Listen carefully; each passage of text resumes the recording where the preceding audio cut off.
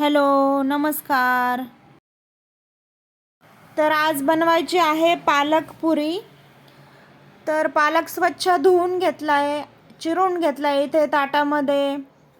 आणि थोडीशी मिरची घेतली आहे, लसूण घेतला आहे, 5-6 मिरच्या घेतल्या आणि आल्याचे तुकडे घेतले 3-4.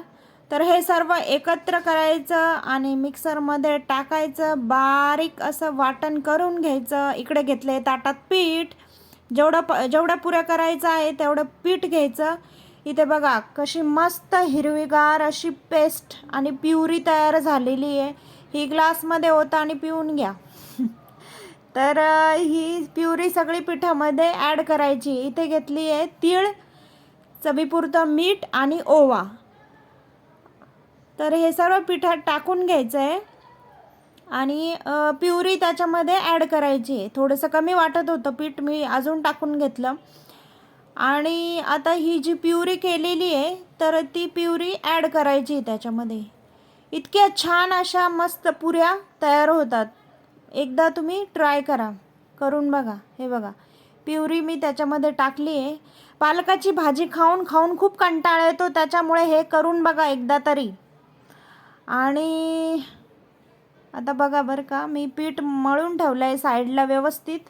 आणि आता ते पोळपाटावर परत एकदा तेल लावून मळून घ्यायचं आहे आणि छोट्या छोट्या पुऱ्या या लाटून घ्यायच्या आहे. तर मुलांच्या आवडीचा विषय आहे हे असे पदार्थ घरी जर ट्राय केले तर मुलांना घरी खाण्याची सवय लागते आणि म्हणजे आवडीने खातात मुलं.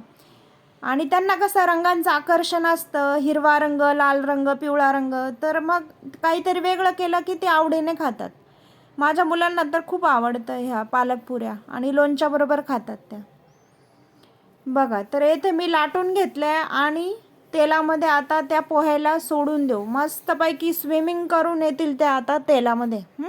हे बघा तर येथे बघा अशी मस्त अशी पुरी फुगलेली आहे, बिलकुलही तेल त्याच्यामध्ये गेलेलं नाही आणि इतकी छान अशी फुलली होती ना.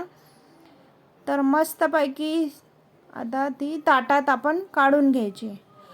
तर ताई माई अक्का विचार करा पक्का आणि ह्या पुऱ्या घरी लवकर ट्राय करा. घरच्या मंडळींना खायला द्या. मस्त मस्त बघा बरं, मस्त मस्त प्लेटमध्ये मी प्लेट रेडी केली आहे.